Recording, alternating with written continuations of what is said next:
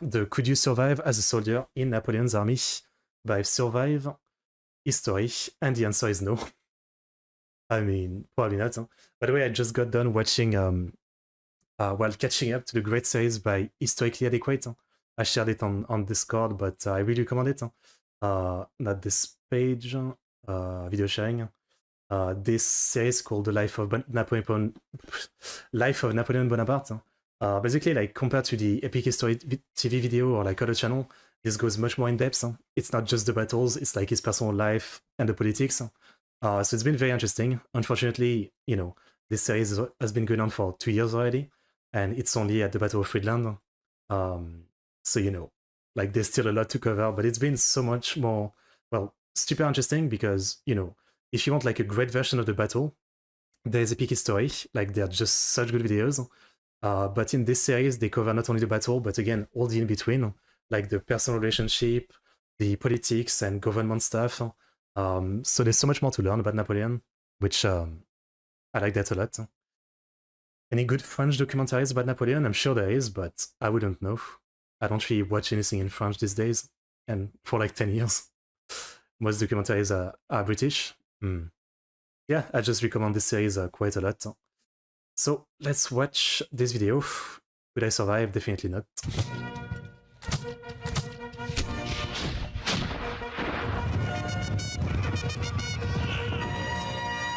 Charge.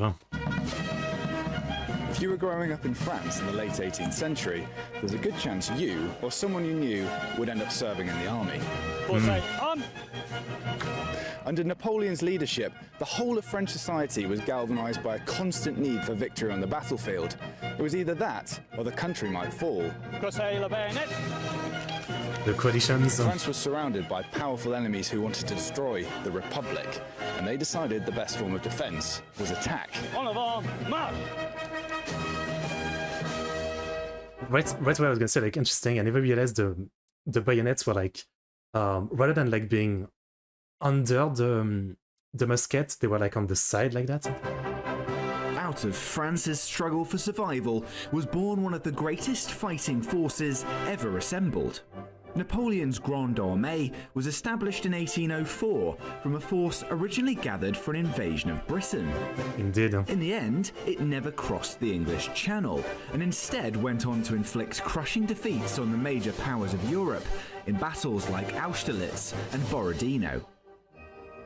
But look at paintings from the period, history books written in the intervening centuries, and very recent Hollywood movies, and you'd believe its success was all down to Napoleon and his tactical genius.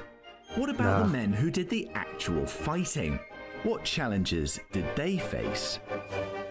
Although few common soldiers left detailed accounts, we can piece together evidence from a range of contemporary sources. There's actually a lot, to reconstruct. like in the, again, that series of Historically Adequate, it does cover a lot of like letters and description for like the normal soldiers or, lieutenant and stuff like that. So it is really, really interesting. Yeah. Was it Josephine Simp? I mean, like, he was literally a Josephine Simp in real life, right? Like, that's what I've learned too a lot. He was really crazy about her, despite everything. Their daily experience. In this episode, we're going to step into the boots of those ordinary men who lived and died serving Napoleon's grand ambitions. If you get a bullet in the leg, an arm, you're going to fall down. Those injuries, they often end up as mortalities. I've been drafted into the 21e de Ligne, a living history group representing a real unit in Napoleon's army, using meticulous research to sort facts from fiction and bring the early 19th century to life. That's awesome. That's really awesome. I'll be finding out how dangerous life really was for these men, and how likely it was that you'd make it out alive. Okay, like, in a sense, you kind of know, right? Like, for example, like in most of the battles, like a third were casualties. Then obviously with the invasion of Russia, for example, like 95% was dead or casualties. So yeah, you've got a 99% chance of not making it out alive, I guess. It depends on what battle and what campaign.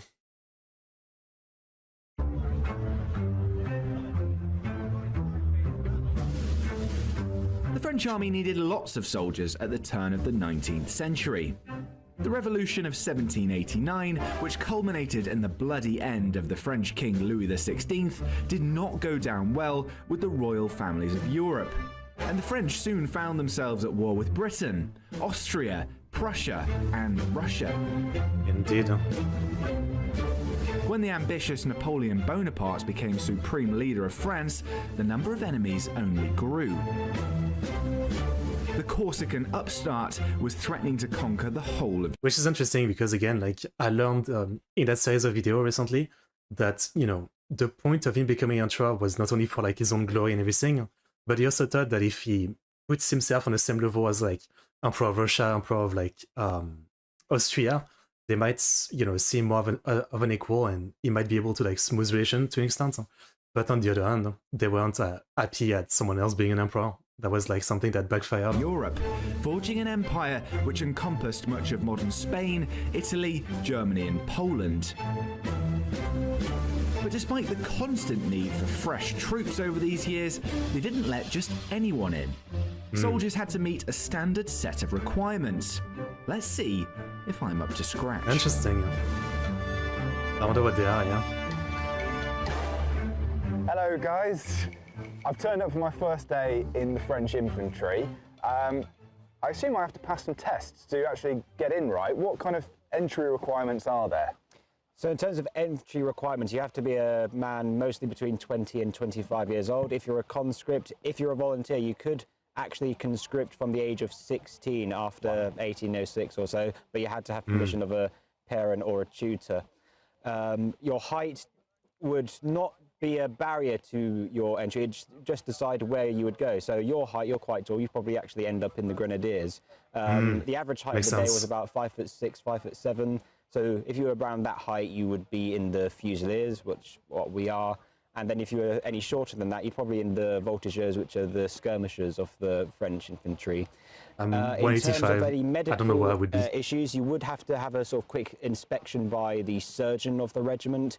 And so long as you've got all your fingers, because you need all your fingers, Got them. in order to, especially... Le truc, ça, Napoleon, when attacked the Moscow, even if capital in that time was St. Petersburg, yeah. I mean, I think it was because, you know, St. Petersburg was pretty new in terms of, like, prestige, while Moscow is, like, the very old-school, legendary city, right? So I guess it's more about prestige. I think that's what it was. These two are the most important because one is a trigger finger and you need them to bite to cartridges. And that leads us to another requirement. You need to have, especially this side of your face, you need these teeth. So you really? biting the cartridges, yeah. So if you were of conscription age and you didn't want to be conscripted into the army, you did have a lot of cases where they would physically maim themselves to avoid the draft. Another thing, you're not married, are you? I'm afraid so, yeah. Well, you can't be in the army. You can't Really? be, you can't be in...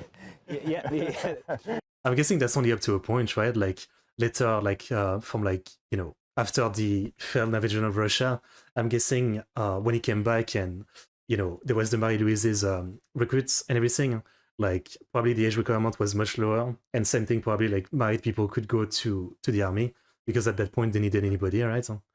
I'm surprised though, but I guess that makes sense. Like, you're married, so you're making children. So, like, the future generation of soldiers. So I guess you're important enough not to go to war. That's a good loophole, yeah. Just get married. Okay. Yeah, you can't be in the army if you're married at this time. That's interesting. Why? There is a psychology of you've got something to desert to. I see. Desertion in the French army is always a problem, right from the start of the Revolution Wars right through to the end of it. I mean, it's a weird logic though. Wouldn't it be the opposite? Like, someone who has nothing to fight for, you know, like they don't have any family, any children or anything. So, like, they might just desert because, you know, they have no reason to fight, while someone, you know, is fighting to protect their family by saving France or something. They might actually have a reason to stay in the army, even if they're married. It's a weird kind of reverse psychology. To me, the idea is, yeah, like, people who have a family fighting are less likely to desert because they're trying to protect the country or something, to save their family. Weird logic. Wars. weird logic. Perhaps one reason so many soldiers ran for it was because they'd been forcibly dragged into the army as conscripts. At least once a year, French men between 20 and 25 drew lots to see if they'd be packed off to war. Detailed physical descriptions of new recruits were taken to aid the gendarmerie in hunting down runaways.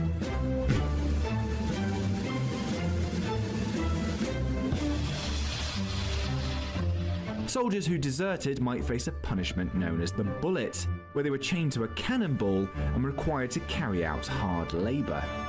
Damn. In the most serious cases, you might be condemned to death by firing squad, or, as it was sometimes known, having your hair washed with lead. What the fuck? Your hair washed with lead? We talked a little bit about conscription. If I'm conscripted into the army as opposed to coming in as a volunteer, are you treated slightly differently? The only way you're treated slightly differently is that if you're a volunteer, you do get an extra franc's worth of pay each month, and that lasts until the first 4 years of your service.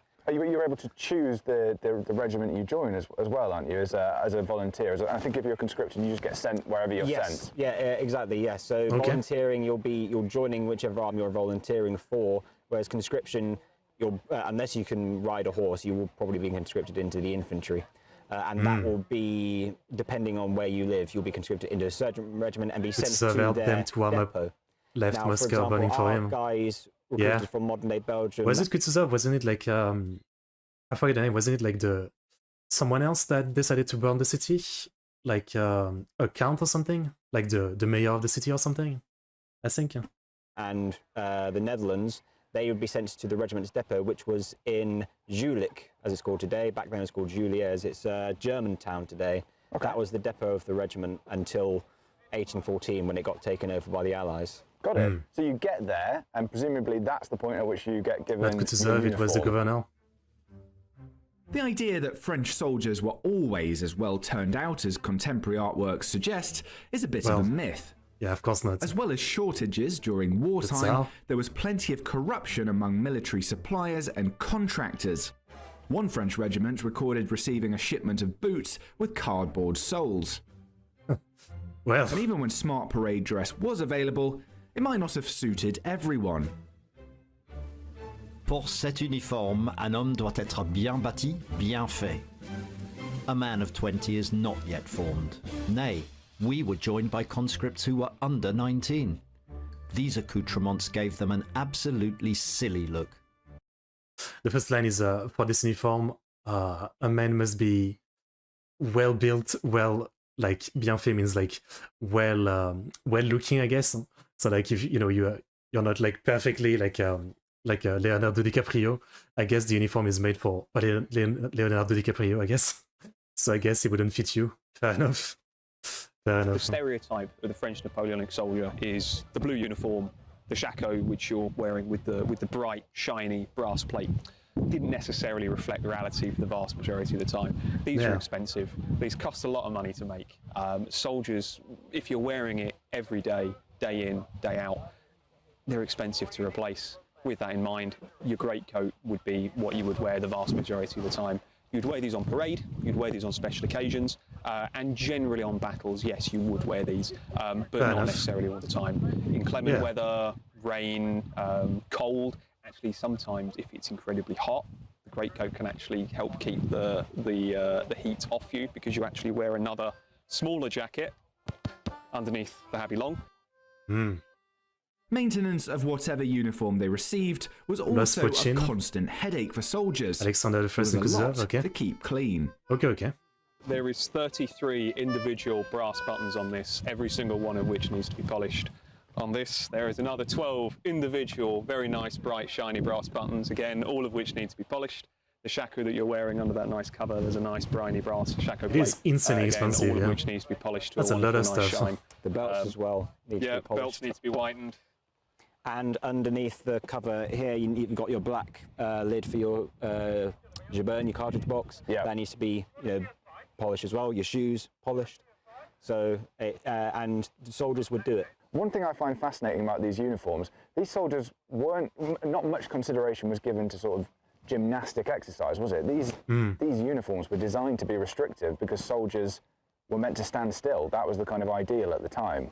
When we're talking about the style of warfare, it was very much line formations. In terms of any exercise, there was dancing and saber practice. That was the exercise that you generally did in the French army. I was gonna say, like, this kind of uniform sounds like a pain. I know it was a lot of like line fighting, so you're just standing up and that's it.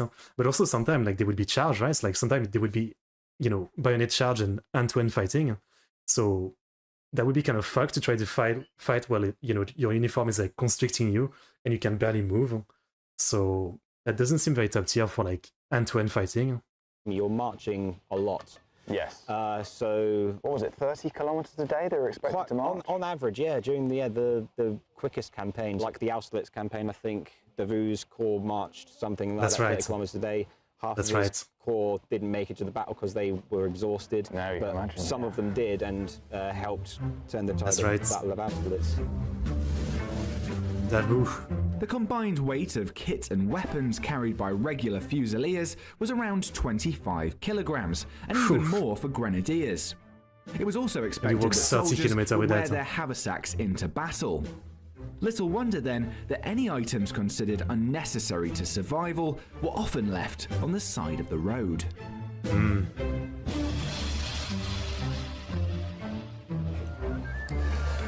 A French soldier had to carry pretty much his entire life in his pack, and one of the packs looked like these. This one weighs about 11 kilos. He's got his greatcoat on the back there, and in that would be all of these items. So you'd have your parade dress, spare pair of breeches, a nice pair of gaiters there. You'd have a spare pair of boots, hobnailed boots. I watched this summer a French movie making reconstruction of Napoleon army. Watched this summer. Oh, there was like a reenactment, I think it's called. That's cool. Man, I'd definitely like to see that someday. I don't know. I'm sure there must be some in France too, not just in Britain, yeah. Like a reenactment would be pretty cool. I've never seen something like that. Well, I've seen like where I used to live in the countryside, there was like medieval night fight reenactment.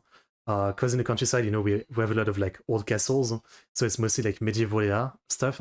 I remember one time there was like two guys with like full like knight's armor in like an old town close to a castle, and you know they were doing like a night fight that looked pretty real. I guess they had like blunt sword, so they would actually go like full attack, right? They wouldn't just go light. They would actually hit each other.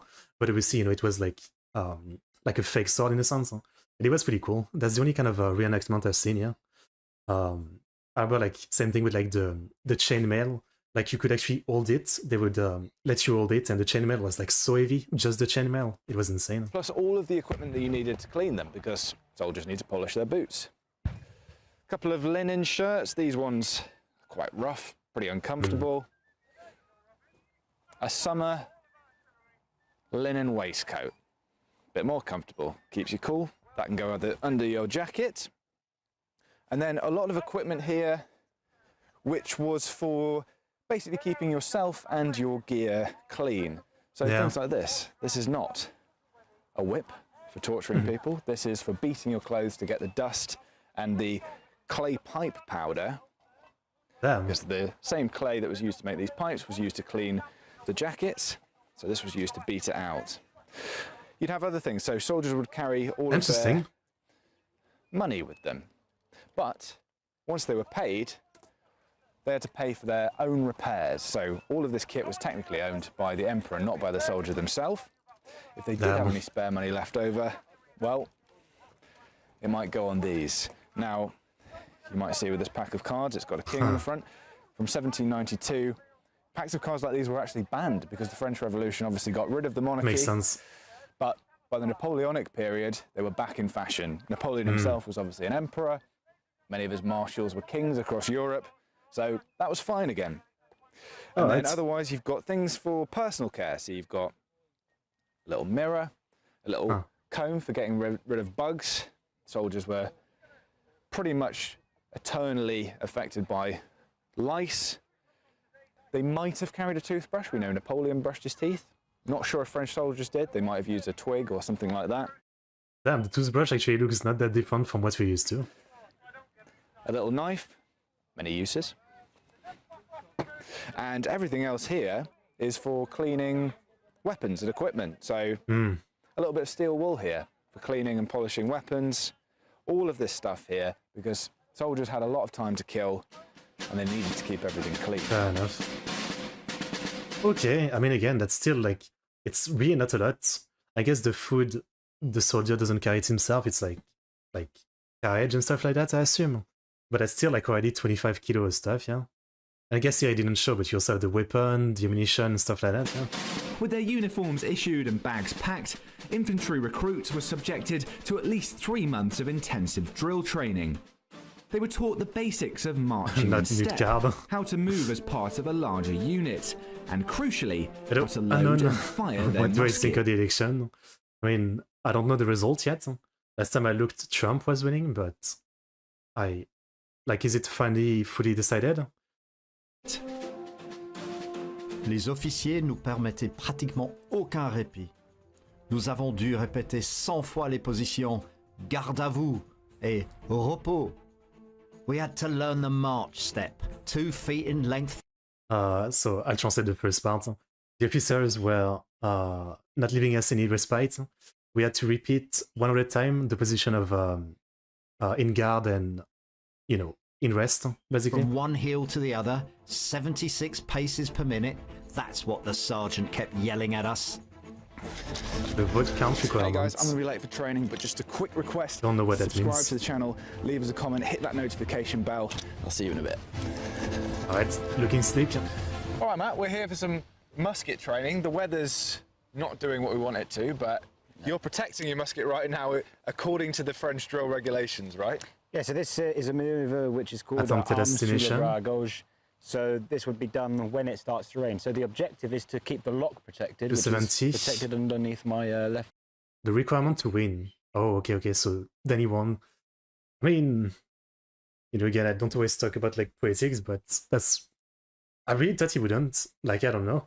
In the last few years with all the legal stuff he's been into and convicted and all that, I thought there's no way that many people are going to still vote for him.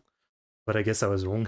That's what I can say. Armpit, and also to make sure that no water gets down the barrel. Inclement weather can cause tremendous amount of misfires. Yeah, and less reliable. a lot less reliable, and the more more. muskets that are less effective, the less effective the volleys of the battalion. So I guess commanders probably wouldn't be keen to fight in this kind of weather. No, if they Went had to to, prison. then they would have their. I mean, I don't think that's, I actually don't dislike the idea of a convicted of something, someone becoming president or something, right? It really depends on what, especially if it's when they were younger, they did something bad, but, bad to different extents. But I mean, Trump is some pretty fucked up stuff, right? It's some really fucked up stuff, so that's what's insane. And I think there's still stuff potentially coming out with the Epstein Island and all that. So literally, what is going to be president again? There might be some even more fucked up stuff coming out. It's insane that people really voted for him. Is all I feel like. I don't know. Countries convicting the former prime minister for corruption. Classic. I mean, I haven't really followed that deep, but Trump has been convicted of stuff like that, right? What is it, sexual stuff? What else? Corruption stuff and all that in the election, the storming of the Capitol, whatever it was, etc., etc. That's a list of crazy stuff. I mean, yeah, I really thought there's no way that many people will vote for him because that's a lot of stuff to be, convicted of to become president, but I guess I was wrong. I mean, yeah. Soldiers holding their muskets. Also, like he's this old as hell. as much as Man, possible. we need to start let's go putting through old people into the loading power. process. Is it fair to say that the French musketry didn't have a great reputation, but the French musket did? They thought it was the best in Europe at the time. So the French musket, the French infantry musket, as we typically call it, colloquially it's called a Charleville, but this is a bit of a sort of Americanism because they got shipped so much of them in the American War of Independence. This musket is, there's a reason it was copied by so many, because, I mean, for a start, the bands which hold the barrel to the stock very easy to take off, so it's very easy to take off for cleaning and maintenance. It's also very sleek design. The brown bess was more about quantity rather than quality. Very nice. Well-drilled British soldiers using the brown bess were capable of firing 3 rounds a minute. But the French weren't far behind. So Yeah, I mean, it's kind of like overcorrection. Again, like when I post this video, like this video reaction, like cutouts, people are going to be like, why is he talking so much about this? But, you know, I guess for those of you wondering, watching this video cutouts, yeah, today is the day of the election result of the US. But yeah, it's like Trump, then, you know, overcorrection with Biden, right? Like someone was super tame and super friendly and super, you know, like, you know, not trying to ruffle any feather. And then I guess people were like, so, you know, Biden was like not really doing much or something. And so now it's like an overcorrection to the extreme again, like Trump again. So I don't know. Yeah. Like I'm guessing after Trump, it's going to be an overcorrection again. So, you know, it's going to be like the opposite again. Yeah. It seems to be like a back and forth, you know. start the loading process. I'm going to be at Friendly, but it's shoulder soft. arms, or porte arm in the French army. He's all that The shit. first That's what he order is. Is charger, douze-tombe, charger arm. Charge I'll bring arm. the musket here. The lock is just below my breast level, my nipple level, and my thumb is ready to open Nipple the level. frizzen. The order comes, ouvrez le bassinet. I'll bring my hand behind the stock down to my cartridge box and open up my cartridge box and grab hold of a cartridge. Then the order comes, déchirer cartouche. Déchirer That's when cartouche. you bite and spit off the paper. Amorce, this is the only time you look down and pour just enough powder. Oh, so that's the into the powder. pan. Okay. Fermez le bassinet. Then you bring your arm down here. L'arme à gauche. Cartouche dans le canon. And pouring the powder all the way in. The ball in real life would have gone down at this point as well. Yep. Tirer la baguette. Now the baguette is literally Baguette. Yes, baguette. Yeah, because the word baguette is French for stick. Tell me. All you need is about 2 taps. You don't need any of this. Yeah. Just 2 quick taps so you can hear it go home. Remettez la baguette. All right. And then the final order. Feu. Very nice. Seems pretty awesome. Having seen the expert do it, now it was my turn to take a shot. I'd definitely At like least to I try didn't that have one to day. aim at anything. Arm. So bring this arm and there. Twist the gun towards you, and then bring it around. Bring them there. That's right. That's right. Yep. Then cock it. I wasn't supposed to look, was I? Not really. Jus. That's right. Feu. Uh, Very nice. Quite a blast in your face, isn't it? Yeah. So I once read, Matt, that for every 500 balls roughly that were fired in a Napoleonic battle, perhaps only one would be a fatal shot. Is that true? It's probably not far off the mark in terms of killed. But if you get a bullet in the leg, an arm, some part of the body, you're going to fall down. You're going to be what we call hors de combat. You're going to be out of action, essentially. Casualty, yeah. And, the fatalities compared to the injuries that you see in the Napoleonic period, there's far more battlefield injuries than mortalities. But, of course, yeah. when you get those injuries, they often end up as mortalities through infection, disease, wounds That is the getting thing, infected, infection, yeah. and people not surviving amputation, which was the most common sort of. If they couldn't get the ball out safely and extract it, then you were going to lose a limb, which was very common. Yeah. Although a single musket ball could undoubtedly be lethal, commanders knew their best chance of victory was to confront the enemy with as much firepower as possible. Under Napoleon, this led to some quirky innovations in the drill manual, as different methods of formation firing were tested in battle. Okay, so Mon James, bâton fine d'indice, I body was of literally about to say that, infantry yeah. you've got here. I was literally about to say You're that, about to go through because, I guess it's a fairly unique antiseptic oriented, right? tactic that the French would use, firing in 2 ranks, the 3rd rank passing the musket forward. Yeah. Why did they use this tactic particularly? They use this tactic to put shock into the enemy. So basically, what would happen is the first 2 ranks would be firing, while the 3rd rank was loading and passing a loaded musket to the man in the 2nd rank. So you've got like a little, I could say like a fire, like a machine gun going down the ranks. So if you think about 100 or so men in that front and second line, you'd be like... Doof, doof, doof, doof, doof. So it's essentially not letting up. If there's cavalry coming in, there's no gaps in your fire for them to sort of exploit that kind of thing. We believe that Marshal Desailly used it at Marengo when he came turned up to the battle late. The battle was already lost. Napoleon had lost the battle.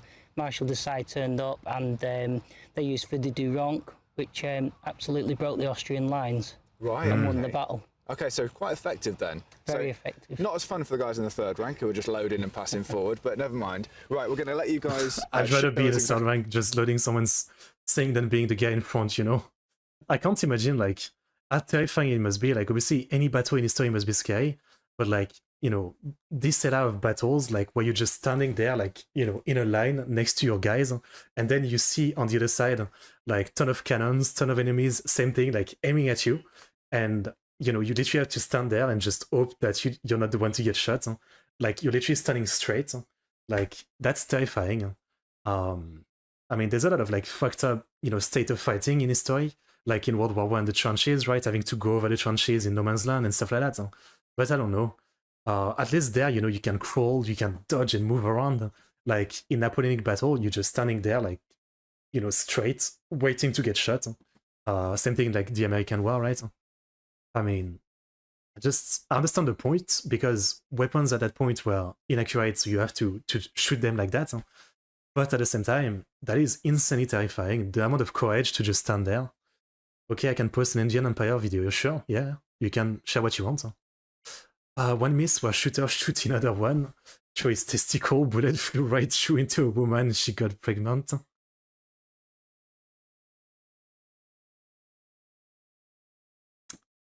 That sounds like an anime plot. But how this is done, so take it away. Feu de Duranc, peloton, commencez le feu. Commencez le feu.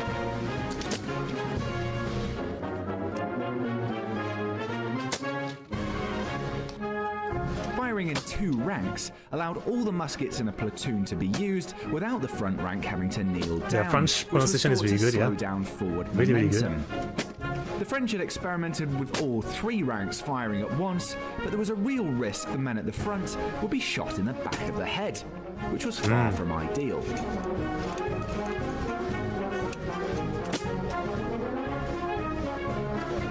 Miss Buster, they try to recreate this miss. How did they try to recreate that? That was great, James. So our enemy infantry are scared witless now from the feu de Duranc. What happens now if they decide to get a little bit cocky, they're coming in for a charge? How do you react to that? So basically what you do is when you got to very close quarters to the infantry, you'd give the order to croiser le bayonet, which is basically 1, 2 manoeuvres at eye level. And as you got close to the enemy, you are, in the drill book, the French 1791, you can fire from the hip. Okay. The musket is always loaded. There's no ifs. The musket has always been loaded, so you can fire straight into your enemy. Usually the enemy would have ran by then. Yeah. One of them would have broke. There was very, very little hand-to-hand combat in the Napoleonic Wars, because who'd want to get stuck with that? Suicidal, right? And I can imagine you're not going for accuracy there. It's the sort of the last moment possible to take that shot, just to essentially break that charge up. Firing from the hip was also a dangerous business. If troops were packed closely together, there was a real risk your musket could ignite your neighbour's cartridge box. Again, not ideal.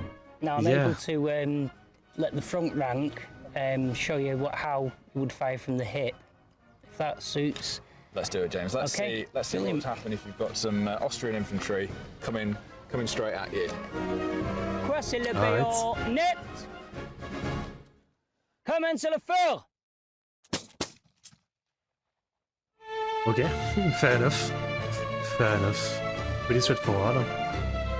Once training was complete, French troops would soon get used to the hardships of army life. Young conscripts were almost inevitably subjected to a gauntlet of initiation ceremonies, hazings, and general mockery by older soldiers. Newcomers were also expected to grease the pot, which meant buying their comrades meals and drinks. Je suis fatigué surtout de voir les pauvres conscrits tourmentés, volés et humiliés. You cannot imagine how... I'm tired of seeing the young the poor conscripts being tormented, stolen from and humiliated. bleak was the fate of those unfortunate children at that time. If I recounted everything they had to bear in the way of thefts and sufferings, people would believe it an exaggeration. That's fucked up.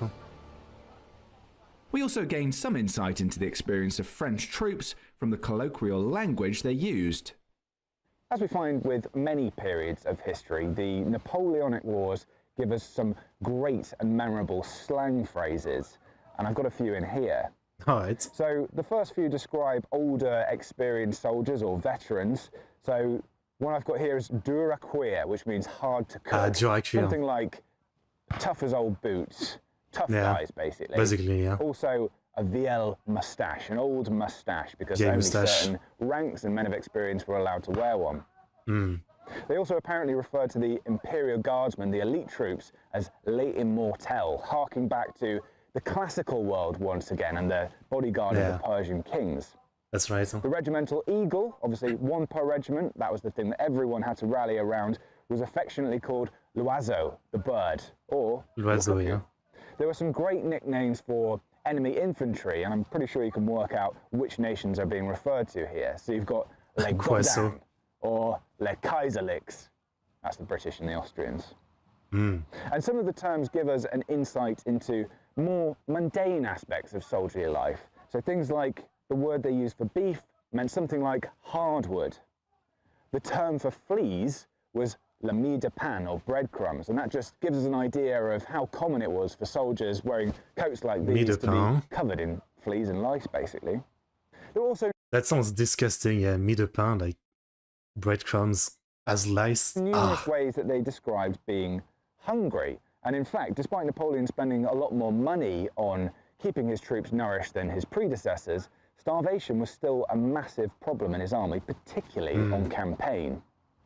There were also some inventive names for other groups within the French army. So the well-heeled cavalrymen, the cuirassiers, were called gilets de verre, so steel vests. I'm sure they were called ruder things as well. French artillery was affectionately called le flûte à grosse bec, the big-mouthed flute. Wow. Although regular infantry weren't trained to use cannons, they were well aware of the damage they could do. Napoleon himself was a master of artillery, having learned his trade at the École Militaire in Paris. He was also pretty ruthless. At the Battle of Austerlitz, he ordered his cannons to smash a frozen lake as it was being crossed by the retreating Russian army, condemning those on the ice to a watery grave. There is, however, absolutely no evidence that he turned his guns on the pyramids. Can we talk a little bit about the loading process? How do you go about loading a cannon like this? This one's a little bit smaller than perhaps there would have been on the battlefield. This one's actually a 2-pounder. I was going to say it looks pretty small. The French, at the beginning of the war, the smallest was a 4-pounder. The French tended to have more 6s and 9s, and later on they went on to the 12s and 24s. The British tended to have slightly smaller. Obviously, they've got. This guy seems like, you know, there's someone among us that's kind of like he has the most British of the British so far, like the way he talks so proper and everything. You know, definitely among us. Travel with them even further. A British among us in the French army. A well-trained French artillery crew would be able to fire around 2 or 3 rounds per minute, lobbing iron into enemy ranks at anything up to 1.5 kilometres. So first off, what he's doing, he's taking any remnants off an old cartridge that may still be in there. And as you can see, that's like a giant corkscrew. Then to make sure there's no burning embers, because the last thing you want to do is put another charge inside when you've got a burning ember in. Okay, so that's made that all clear. So that's quite similar to This what you might do with a like an smoothbore old musket at this point, right? You Yeah, have to but clear out the barrel like to he make wasn't sure the son of there's no a fouling immigrant, so inside. That's correct. It is I don't think you would have a exactly British the same, accent on, is it? just on a bigger scale, really. Next, the cartridge is going in. We're actually using a paper cartridge, but quite often it was made of cloth. Ready? Damn.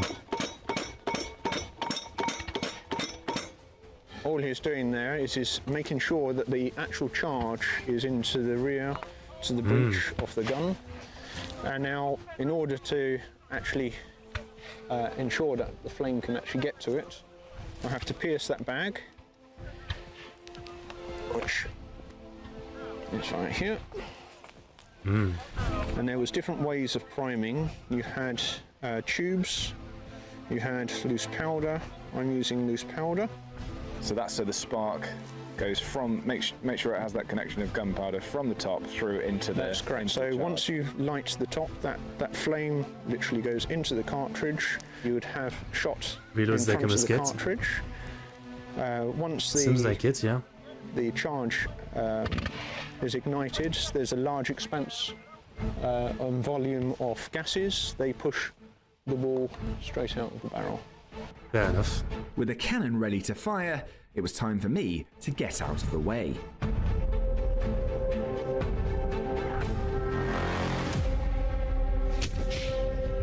Nice.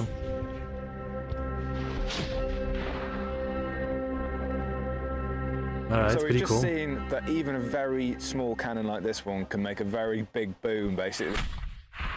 What types of cannon do the different nations sort of use during the Napoleonic Wars? Are they all very similar? That's correct. They are very similar. It's mainly the calibre, the actual sizes that seem to Fair change. Wellington, his army, the Royal Artillery, they go for accuracy. So they can hit a particular target at any... Like looking at this image compared to the one like he just showed. Like look at this. This is comparatively like more intensively massive.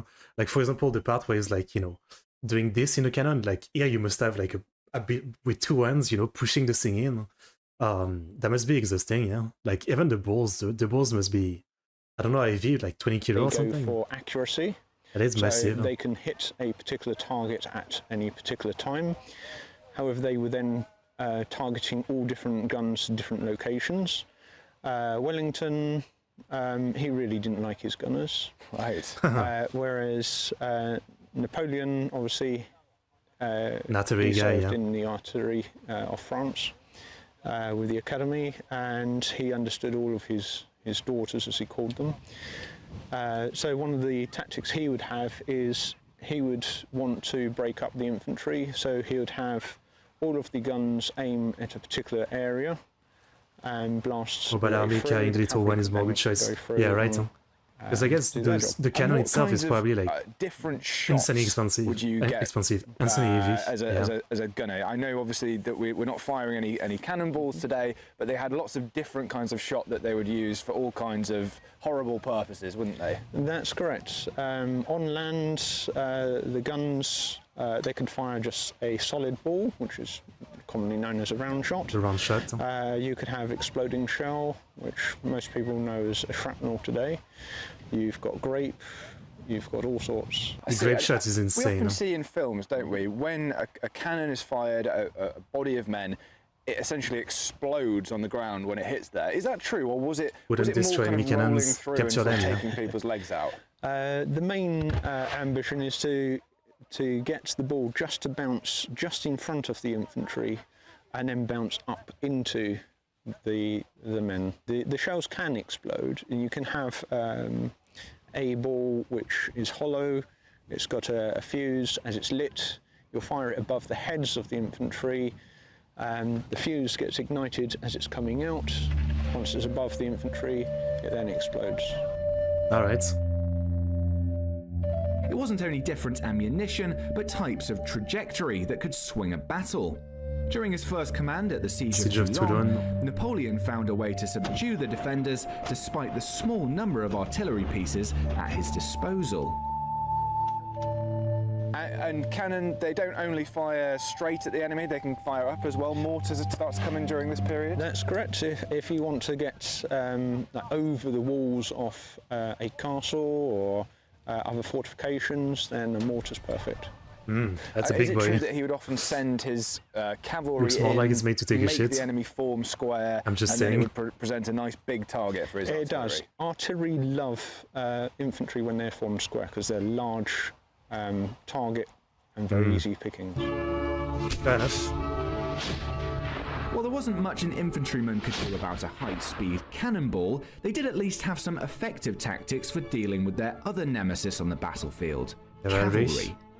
Not that it would have made a charge of heavily armed horsemen any less terrifying. Yeah. On the defensive, Napoleon effectively deployed giant divisional squares against the mounted Mamluks in Egypt, while in attack, he became adept at making cavalry and artillery work together. From light lancers and uhlans to armoured cuirassiers, the French cavalry was the envy of Europe. That's cool.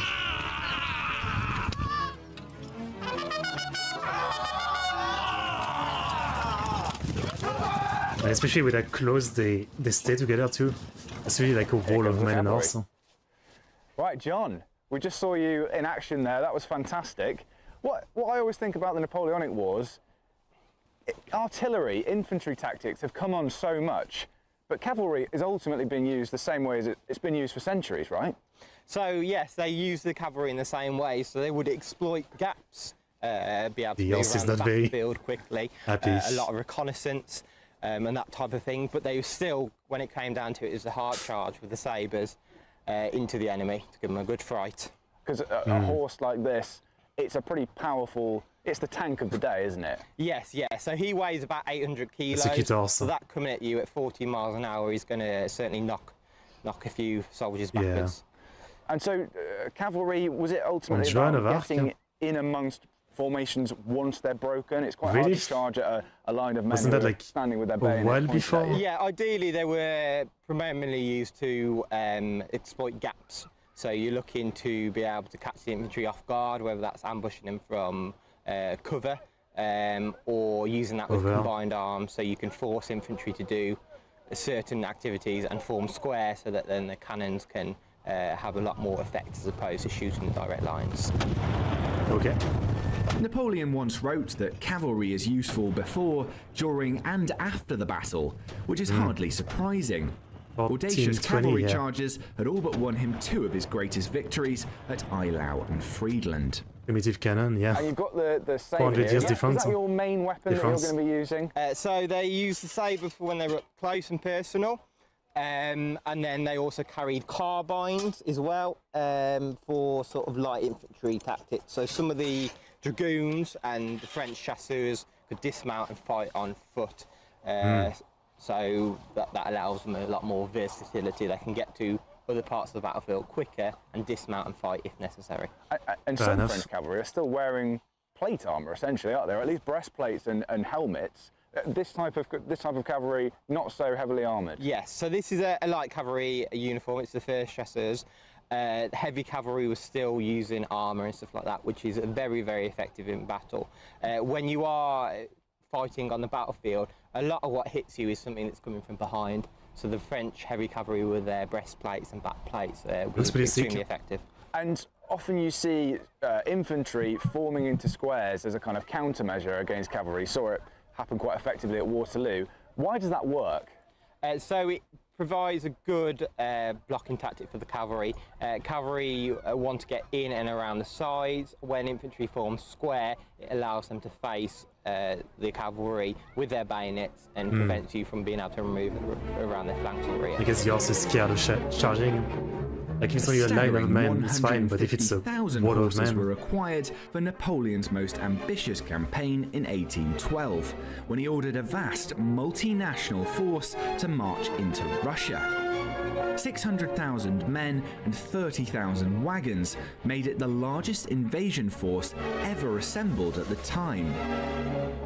But despite a major victory at the Battle of Borodino, and the fact that his army succeeded in occupying Moscow, the great adventure soon turned into a living nightmare for the soldiers and animals. That's why, again, I guess the video is called, like, could you survive? But if we're talking about this campaign, yeah, like, didn't only, like, 40,000 between that survive out of 600,000, so I'd be dead. Of the Grande Armée. No, I would not survive. Now we know that hygiene in French camps was pretty bad. Latrines were little more than trenches dug a few meters from the tents. Washing your hands, it wasn't really recommended. There was no toilet paper, so people would use moss or leaves. Washing clothes. Man, people's ass must be something That back wasn't then. something that happened regularly, and neither was washing your body. You'd also be sharing a bed with another soldier. So anything that he caught, you were getting as well. Bruh. There's a common misconception that the freezing it's Russian quality. winter killed off most of Napoleon's army on the retreat from It was the summer Moscow, advance. with temperatures so bone-chilling that tin buttons supposedly turned to dust. But this can't be the full story. Well over half of the army had already been wiped out by the beginning of November 1812, before the winter cold truly set in. Summer disease. And it was primarily by a louse-borne disease called typhus, which spread easily in the cramped marching camps. Bourgogne s'endormit sur une natte de roseau et fut bientôt réveillé par l'activité des poux. Finding himself literally covered. Bourgogne fell asleep in some, like, it's like a water plant roseau, and he was woken up by the activity of the poo is like, I guess it's lice, you know, the thing that makes your head really itchy. With them, he stripped off his shirt and trousers and threw them into the fire. They exploded like the fire of 2 ranks of infantry.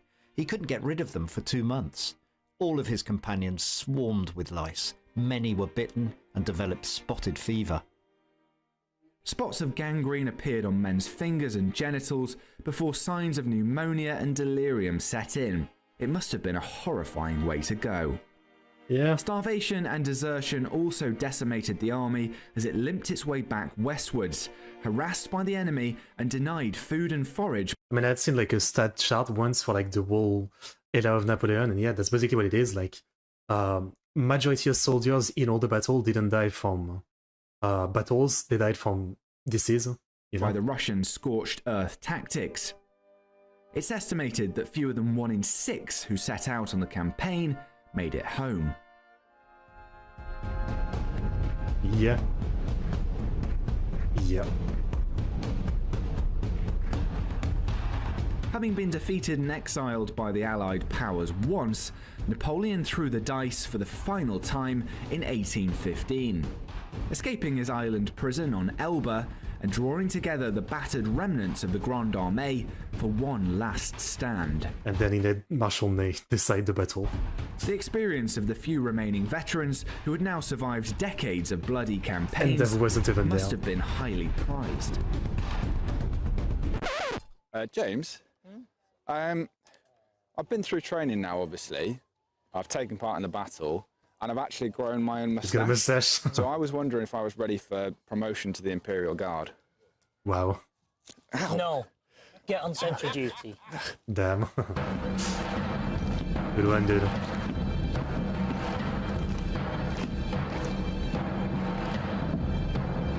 Sushi is your favorite?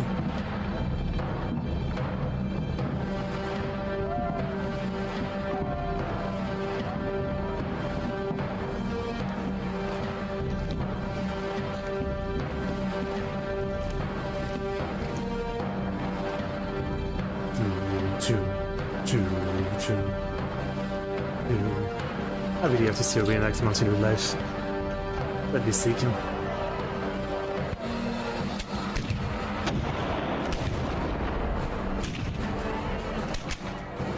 Nice. Only one to win in Spain.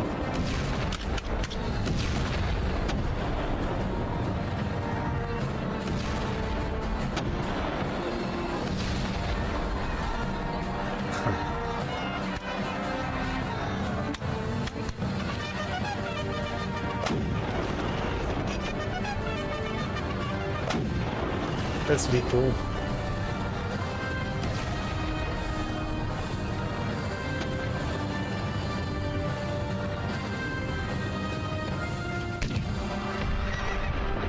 Oh, Dion slipped. Oh. He just got dragged. Was it part of the script? Damn. The Battle of Waterloo was to be a step too far for Napoleon and his army. A combined force of British, German, Dutch and other Allied troops under the Duke of Wellington held the French at bay for long enough for Marshal Blucher's Prussians to deliver a decisive blow. Even the Imperial Guard, Napoleon's immortelles, couldn't turn the tide this time. Fair enough. La mort s'est glissée sur nous de toutes parts. Des rangs entiers disparurent sous la mitraille. But nothing was... The deaths slipped between us from everywhere. The ranks, full ranks fully disappeared under the fire. able to stop our march. It continued with the same order as before, with the same precision. The dead were immediately replaced by those who followed. The ranks, although becoming fewer, remained in good order. Damn. Dang. Talking about casualty rates of the Napoleonic Wars is extremely difficult because the records simply aren't that detailed. However, it's estimated that around 1 million French soldiers died during the First Empire, that's 1805 to 1815. It's thought that about 15% would have been carried off by disease. That's 3 times more than died during combat. And you have to remember that mortality rates were high at the time anyway. Lots of those men would have died whether they joined the army or not. Sure, yeah, obviously. Ultimately, it depended on where you were sent. We know that a huge proportion of the Grande Armée was wiped out in a single campaign. Right. If you were sent to Russia, there was a good chance you weren't coming back. I mean, Spain was pretty bad For too. everyone else, you had a reasonable chance of surviving your term of service, even if you ended up fighting at the Battle of Waterloo. And it looks like I've got through my crash course unscathed. Congrats. Congrats. Thank you to the French 21st and 45th Regiments of the Line for making this video possible. Yeah, this is cool. Please don't forget to subscribe, like this video and leave us a comment. We've got another episode on the way very soon. Alright, I mean, that was definitely interesting. That was definitely interesting. Good video. Hey guys, I've just launched a brand new YouTube channel called Survive History, where we're going to be experiencing... Oh, this is the one we're on. Fair enough, here's the link. Yeah, that was a pretty great video.